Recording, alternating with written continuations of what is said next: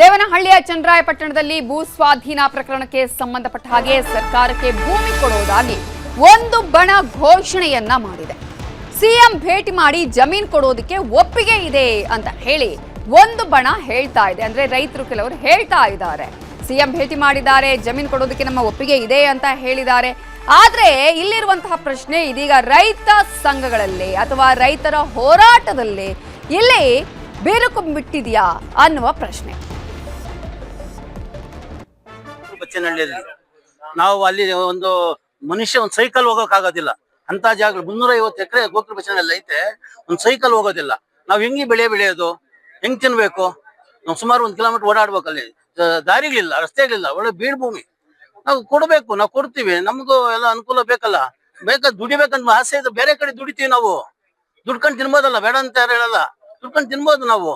ಒಳ್ಳೆ ಬೆಲೆ ಕೊಡ್ಲಿ, ಒಳ್ಳೆ ಒಂದೊಂದು ಮನೆಗೆ ಒಂದೊಂದು ಯಾರ್ಯಾರು ಪಾಣಿ ಇದು ಕೊಟ್ಟಿದ್ದಾರೆ ಜಮೀನು, ಒಂದೊಂದು ಕೆಲಸ ಕೊಡ್ಲಿ ಅವ್ರಿಗೆ. ಅವ್ರು ಏನ್ ಓದಿದಾರ ತಕ್ಕಂಗೆ.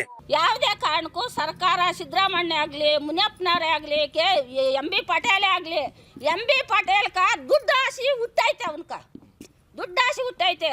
ಸುಳ್ಳು ಸಾಕ್ಷಿಗಳಿಗೆಲ್ಲ ಸುಳ್ಳು ಅಪರಾಧಗಳು ಹೊಡ್ಸಕ ದುಡ್ಡು, ಯಾವಾಗ ಅವನ್ಕ ದುಡ್ಡು ಜಾಸ್ತಿ, ಮದಾಂಕಾರ ಜಾಸ್ತಿ ಆಗಿ ಈ ಪಾಠಗಳನ್ನ ಜನಗಳನ್ನೆಲ್ಲ ದಿಪ್ಪ ಪಾಲ್ಗಳು ಮಾಡಿಸಿ ಇವನ್ನೆಲ್ಲ ಏನೇ ಮಾಡಿ ಒಗ್ಗಟ್ಟು ಕಡಿಸ್ಬೇಕು ಅಂತೇಳಿ ಎಂ ಬಿ ಪಟೇಲು ಇದೆಲ್ಲ ಕುತಂತ್ರ ಮಾಡ್ತಾವನೆ. ಅದು ಯಾಕೆ ಸಿದ್ದರಾಮಯ್ಯನವ್ರಿಗೆ ಗೊತ್ತಾಗ್ತಾ ಇಲ್ಲ, ಕೆ ಎಚ್ ಮುನಿಯಪ್ಪನ್ಗೆ ಯಾಕೆ ಗೊತ್ತಾಗ್ತಾ ಇಲ್ಲ?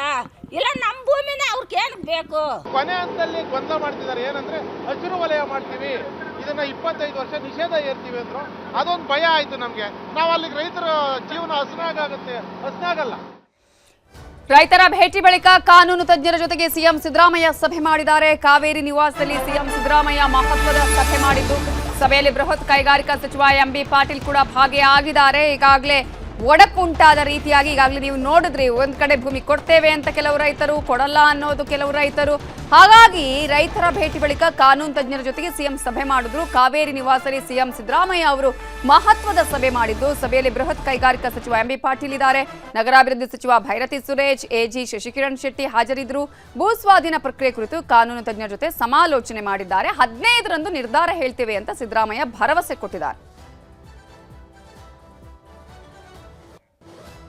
ಇದೇ ವಿಚಾರಕ್ಕೆ ಸಂಬಂಧಪಟ್ಟ ಹಾಗೆ ಇನ್ನಷ್ಟು ಡೀಟೇಲ್ಸ್ ಅನ್ನ ಕೊಡೋದಕ್ಕೆ ನಮ್ಮ ರಿಪೋರ್ಟರ್ ಕೃಷ್ಣ ಈಗ ನೇರ ಸಂಪರ್ಕದಲ್ಲಿ ಜಾಯ್ನ್ ಆಗಿದ್ದಾರೆ. ಕೃಷ್ಣ, ಈಗಾಗಲೇ ಒಂದ್ ಕಡೆ ರೈತರು ಕೆಲವರು ಬೇಕು, ಕೆಲವರು ಕೊಡ್ತೀವಿ ಅನ್ನುವಂಥ ವಿಚಾರ ಹೊರತುಪಡಿಸಿದ್ರೆ ಸಿದ್ದರಾಮಯ್ಯ ಅವರು ಇವತ್ತಿಗೆ ಸಭೆ ಮಾಡಿದ್ರು. ಸಭೆಯಲ್ಲಿ ಏನೇನು ಚರ್ಚೆ ಆಯ್ತು, ಏನ್ ನಿರ್ಧಾರ ಕೈಗೊಂಡಿದ್ದಾರೆ? ನವಿತಾ, ದೇವನಹಳ್ಳಿ ಜಮೀನು ಅಂದ್ರೆ ಭೂಮಿ ಸ್ವಾಧೀನ ಮತ್ತೆ ಸಂಬಂಧಪಟ್ಟಂತೆ ರೈತರು ಮತ್ತೆ ಸರ್ಕಾರದ ನಡುವಿನ ಒಂದು ಗುದ್ದಾಟ ಮುಂದುವರೆದಿದೆ ಅಂತ ಹೇಳ್ಬೋದು. ಈಗಾಗಲೇ ಮುಖ್ಯಮಂತ್ರಿಗಳು ಈ ಒಂದು ಸಮಸ್ಯೆಗಳನ್ನ ಬಗೆಹರಿಸುವಂತ ನಿಟ್ಟಿನಲ್ಲಿ ಇವತ್ತು ರೈತರ ಮುಖಂಡಗಳನ್ನು ಕೂಡ ಕರೆದಿದ್ರು. ರೈತರು ಕೂಡ ಒಂದಷ್ಟು ಸಮಸ್ಯೆಗಳನ್ನ ಆಲಿಸುವಂತ ನಿಟ್ಟಿನಲ್ಲಿ ಕೂಡ ಮುಖ್ಯಮಂತ್ರಿಗಳಿಗೆ ಮನವಿಯನ್ನು ಮಾಡ್ಕೊಂಡಿದ್ದಾರೆ. ಒಂದು ರೈತರ ತಂಡ ಈಗಾಗಲೇ ಭೂಮಿ ಸ್ವಾಧೀನ ಮಾಡಿಸಿಕೊಳ್ಳುವಂತ ನಿಟ್ಟಿನಲ್ಲಿ ಒಪ್ಪಿಗೆ ನೀಡಿದೆ ಅನ್ನೋ ಕೂಡ ಹೇಳಲಾಗ್ತಾ ಇದೆ. ಆದ್ರೆ ಸರ್ಕಾರದಿಂದ ಇನ್ನಷ್ಟೇ ಸ್ಪಷ್ಟ ಮಾಹಿತಿ ಹೊರಗಡೆ ಬೀಳಬೇಕಾಗತ್ತೆ. ಅದ್ರ ಜೊತೆಗೆ ಈಗಾಗಲೇ ಒಂದು ರೈತರ ತಂಡ ಯಾವುದೇ ಕಾರಣಕ್ಕೂ ಕೂಡ ಆ ಒಂದು ಭೂ ಸ್ವಾಧೀನವನ್ನ ಮಾಡೋದಕ್ಕೆ ಸರ್ಕಾರ ಒಪ್ಪೋದಿಲ್ಲ ಅನ್ನೋ ಪಟ್ಟನ್ನು ಕೂಡ ಹಿಡಿದಿರುವಂತದ್ದು. ಹೀಗಾಗಿ ಇದರೆಲ್ಲದರ ನಡುವೆ ರಾಜ್ಯ ಸರ್ಕಾರ ಒಂದು ಮಹತ್ವದ ನಿಲುವನ್ನು ತೆಗೆದುಕೊಳ್ಳುವಂತ ನಿಟ್ಟಿನಲ್ಲಿ ಈಗಾಗಲೇ ರೈತರು ಒಂದಷ್ಟು ಷರತ್ತುಗಳನ್ನ ಹಾಕಿರುವಂತದ್ದು.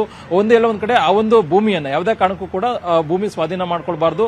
ಒಂದ್ ವೇಳೆ ಭೂಮಿ ಸ್ವಾಧೀನ ಮಾಡ್ಕೊಂಡ್ರು ಕೂಡ ಇಲ್ಲ ಒಂದ್ ಕಡೆ ಅದನ್ನ ಹಸಿರು ವಲಯ ಮಾಡದೇನೆ ಹಳದಿ ವಲಯವಾಗಿ ಘೋಷಣೆಯನ್ನ ಮಾಡಬೇಕು. ಅದ್ರ ಜೊತೆಗೆ 1 ಎಕರೆಗೆ 3.5 ಕೋಟಿ ಹಂಗೆ ನಿಗದಿಯನ್ನ ಮಾಡಿ ದರ ನಿಗದಿಯನ್ನ ಮಾಡಬೇಕು. ಮತ್ತೆ ಅಲ್ಲಿರ್ತಕ್ಕಂಥ ಏನು ವಿದ್ಯಾರ್ಥಿಗಳೇನಿದ್ದಾರೆ, ಮಕ್ಕಳೇನಿದ್ದಾರೆ, ಅವರಿಗೆ ಬರುವಂತ ದಿನಗಳಲ್ಲಿ ಉದ್ಯೋಗವನ್ನು ಕಲ್ಪಿಸುವಂತ ನಿಟ್ಟಿನಲ್ಲಿ ಸರ್ಕಾರ ಭರವಸೆಯನ್ನು ಕೊಡಬೇಕು. ಈ ರೀತಿಯ ನೀತಿಯನ್ನು ಕೊಟ್ಟರೆ ಮಾತ್ರ ನಾವು ಒಪ್ಕೊಳ್ತೇವೆ ಅನ್ನೋ ಮಾತನ್ನ ಈಗಾಗಲೇ ರೈತರ ಮುಖಂಡರುಗಳು ಹೇಳಿರುವಂತದ್ದು. ರೈತರ ಮುಖಂಡರ ಬಳಿಕವಾಗಿ ಮುಖ್ಯಮಂತ್ರಿಗಳು ಕೂಡ ಕಾನೂನು ತಜ್ಞರ ಜೊತೆಗೂ ಕೂಡ ಸುದೀರ್ಘವಾಗಿ ಸಮಾಲೋಚನೆ ಕೂಡ ನಡೆಸಿದ್ದಾರೆ. ಕಾನೂನು ತಜ್ಞರ ಜೊತೆಗೆ ಮುಖ್ಯಮಂತ್ರಿಗಳು ಏನು ಚರ್ಚೆ ಮಾಡಿದ್ದಾರೆ ಅಂತಂದ್ರೆ, ಈಗಾಗಲೇ ಮುಖ್ಯಮಂತ್ರಿ ಸಿದ್ದರಾಮಯ್ಯ ಅವರು ಹಿಂದೆ ವಿರೋಧ ಪಕ್ಷದ ನಾಯಕರಾಗಿದ್ದ ಸಂದರ್ಭದಲ್ಲಿ ಇಲ್ಲ ಒಂದ್ ಕಡೆ ಭೂ ಸ್ವಾಧೀನ ಪ್ರಕ್ರಿಯೆಯನ್ನು ದೊಡ್ಡ ಮಟ್ಟದಲ್ಲಿ ವಿರೋಧವನ್ನು ಕೂಡ ವ್ಯಕ್ತಪಡಿಸಿದ್ರು. ಅಂದಿನ ಬಿಜೆಪಿ ಸರ್ಕಾರದ ವಿರೋಧವಾಗೂ ಕೂಡ ಇಲ್ಲ ಒಂದ್ ಕಡೆ ದೊಡ್ಡ ಮಟ್ಟದ ಆಕ್ರೋಶವನ್ನು ಕೂಡ ವ್ಯಕ್ತಪಡಿಸಿದ್ರು. ಈಗ ಮುಖ್ಯಮಂತ್ರಿ ಸಿದ್ದರಾಮಯ್ಯ ಮುಖ್ಯಮಂತ್ರಿಗಳಾದಂತಹ ಸಂದರ್ಭದಲ್ಲಿ ಎಲ್ಲೋ ಒಂದ್ ಕಡೆ ಏನಾದ್ರೂ ಭೂ ಸ್ವಾಧೀನ ನಿರ್ಣಯವನ್ನ ಅಂತಿಮವಾಗಿ ತೆಗೆದುಕೊಂಡ್ರೆ ಸ್ವತಃ ಮುಖ್ಯಮಂತ್ರಿಗಳು ಮತ್ತೆ ಸರ್ಕಾರ ಇಕ್ಕಟ್ಟಿಗೆ ಸಿಲುಕುವಂತ ಸಾಧ್ಯತೆ ಇದೆ. ಹೀಗಾಗಿ ಭೂ ಸ್ವಾಧೀನ ಪ್ರಕ್ರಿಯೆ ಕೈ ಬಿಟ್ರೆ ಯಾವ ರೀತಿಯಾಗಿ ಕಾನೂನು ತೊಡಕ ಆಗ್ಬೋದು ಮತ್ತೆ ಯಾವ ರೀತಿಯಾಗಿ ನ್ಯಾಯಾಲಯದಲ್ಲಿ ಇದನ್ನು ಎದುರಿಸಬೇಕು ಅನ್ನೋ ನಿಟ್ಟಿನಲ್ಲಿ ಒಂದಷ್ಟು ಚರ್ಚೆ ಕೂಡ ಮುಖ್ಯಮಂತ್ರಿಗಳು ಮಾಡಿದ್ದಾರೆ. ಮತ್ತೆ ಇದಕ್ಕೆ ಸಂಬಂಧಪಟ್ಟಂತೆ ಕಾನೂನು ತಜ್ಞರು ಕೂಡ ಒಂದಷ್ಟು ಮಾಹಿತಿಗಳನ್ನ, ಅಗತ್ಯವಾದಂತಹ ಸಲಹೆಗಳನ್ನು ಕೂಡ ಕೊಟ್ಟಿದ್ದಾರೆ. ಆ ಒಂದು ಸಲಹೆಗಳನ್ನ ಆಧರಿಸಿ ಎಲ್ಲ ಒಂದ್ ಕಡೆ ಜುಲೈ 15ನೇ ತಾರೀಕು ಮತ್ತೊಂದು ಸಭೆಯನ್ನ ಮಾಡೋದ್ರ ಮುಖಾಂತರವಾಗಿ ರೈತರು ಏನು ಬೇಡಿಕೆಯನ್ನು ಇಟ್ಟಿದ್ದಾರೆ ಮತ್ತೆ ಕಾನೂನು ತಜ್ಞರು ಏನು ಸಲಹೆಗಳನ್ನ ಕೊಟ್ಟಿದ್ದಾರೆ ಮತ್ತೆ ಕಾನೂನು ತಜ್ಞರು ಏನಾದರೂ ಭೂ ಸ್ವಾಧೀನ ಪ್ರಕ್ರಿಯೆ ಕೈ ಬಿಟ್ರೆ ಮುಂದಾಗುವಂತ ಪರಿಣಾಮಗಳೇನು ಅನ್ನುವ ನಿಟ್ಟಿನಲ್ಲಿ ಅಂತಿಮವಾದ ನಿರ್ಣಯಗಳನ್ನು ಕೈಗೊಳ್ಳೋದ್ರ ಮುಖಾಂತರವಾಗಿ ಒಂದು ಮಹತ್ವದ ನಿರ್ಣಯವನ್ನು ಪ್ರಕಟ ಮಾಡುವಂತ ನಿಟ್ಟಿನಲ್ಲಿ ಸರ್ಕಾರ ಮುಂದಾಗಿರುವಂತ